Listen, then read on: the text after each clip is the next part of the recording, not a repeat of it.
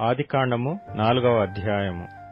ఆదాము తన భార్య అయిన హవ్వను కూడినప్పుడు ఆమె గర్భవతి అయి కయీనును కని, యెహోవా దయ వలన నేనొక మనిషిని సంపాదించుకున్నానెను.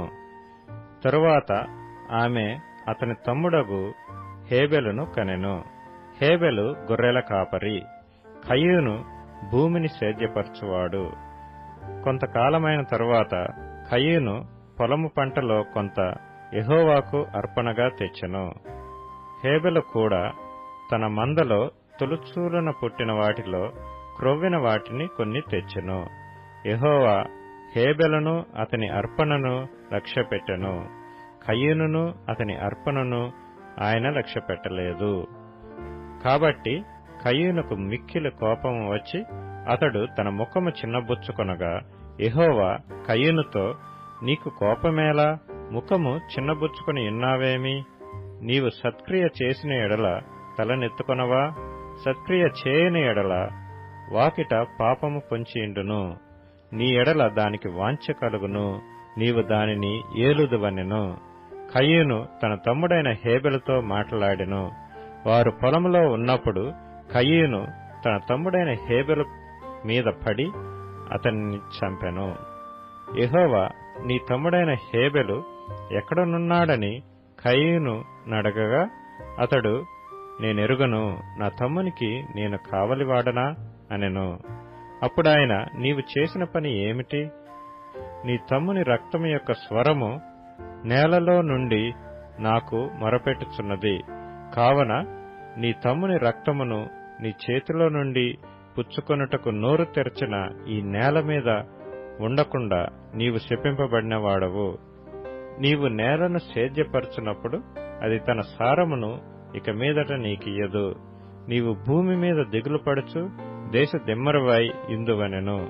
అందుకు కయీను, నా దోష శిక్ష నేను భరించలేనంత గొప్పది. నేడు ఈ ప్రదేశము నుండి నన్ను వెళ్లగొట్టితివి. నీ సన్నిధికి రాకుండా వెలివేయబడి దిగులు పడుచు భూమి మీద దేశ దిమ్మరునై ఇందును. కావున నన్ను కనుగొనువాడెవడో వాడు నన్ను చంపునని యెహోవాతో అనెను. అందుకు యెహోవా అతనితో, కాబట్టి ఎవడైనను కయీనును చంపినేడల వానికి ప్రతిదండన 7 అంతలు కలుగునెను. మరియు ఎవడైనను కయీనును కనుగొని అతనిని చంపక ఇండునట్లు యెహోవా అతనికి ఒక గుర్తు వేసెను.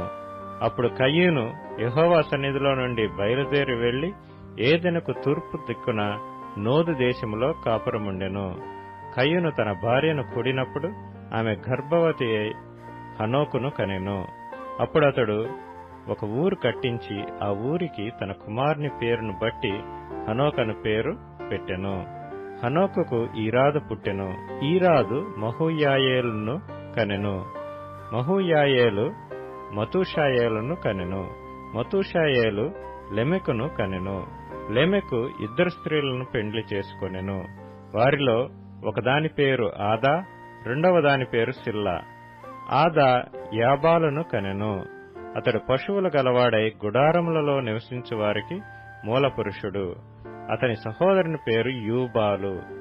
ఇతడు సితారాను సానికను వాడుక చేయు వారికందరికిని మూలపురుషుడు. మరియు సిల్లా తూబల్కయీనును కనెను. అతడు పదునుగల రాగి పనిముట్లన్నిటినీ ఇనుప పనిముట్లన్నిటినీ చేయువాడు. తూబల్కయీను సహోదరి పేరు నయమా. లెమెకు తన భార్యలతో, ఓ ఆదా, ఓ సిల్లా, నా పలుకు వినుడి. లెమెకు భార్యలారా, నా మాట ఆలకించుడి. నన్ను గాయపరిచినందుకై ఒక మనిషిని చంపితిని. నన్ను దెబ్బ కొట్టినందుకై ఒక పడుచువాని చంపితిని. 7 అంతలు ప్రతిదండన కయీను కోసం వచ్చిన ఎడల లెమెకు కోసము 77 అంతలు వచ్చునెను. ఆదాము మరలా తన భార్యను కూడినప్పుడు ఆమె కుమారుని కని, కయీను చంపిన హేబెలుకు ప్రతిగా దేవుడు నాకు మరొక సంతానమును నియమించననుకొని అతనికి షేతు అని పేరు పెట్టెను.